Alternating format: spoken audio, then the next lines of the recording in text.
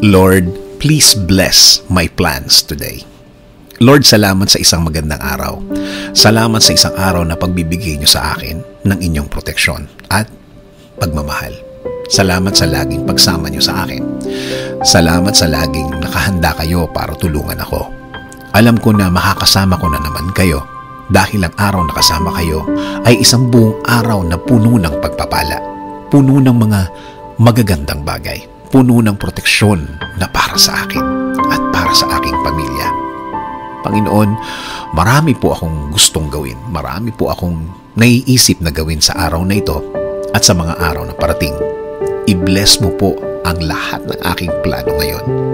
I-bless nyo rin ang bawat bahagi ng aking plano. I-bless nyo po ako ng mga ideas, mga bagong bagay na pwedeng gawin na gusto kong gawin, Lord. Lord, ilagay nyo po sa way ko ang mga tamang tao na tutulong sa akin.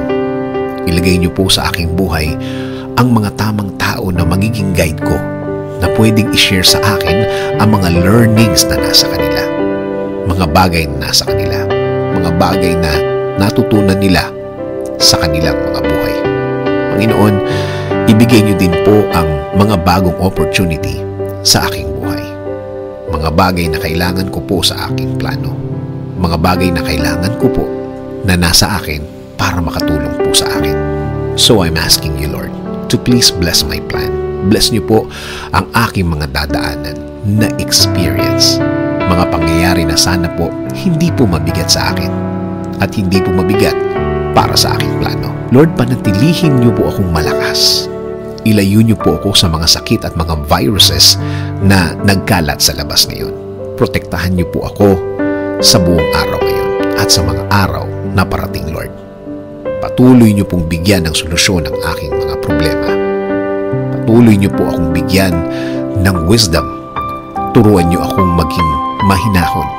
Turuan niyo akong maging focus sa vision na ibinigay niyo sa akin para sa aking plano, sa aking buhay. Kayo na din po ang bahala sa aking pamilya, Lord. Alagaan niyo din po sila at i-bless sa araw-araw ng kanilang buhay. Bigyan niyo din po sila ng proteksyon. Bless them with your guidance and direction. In Jesus' name we pray. Amen. Sabi nga sa Proverbs 16:9, in their hearts humans plan their course, but the Lord establishes their steps.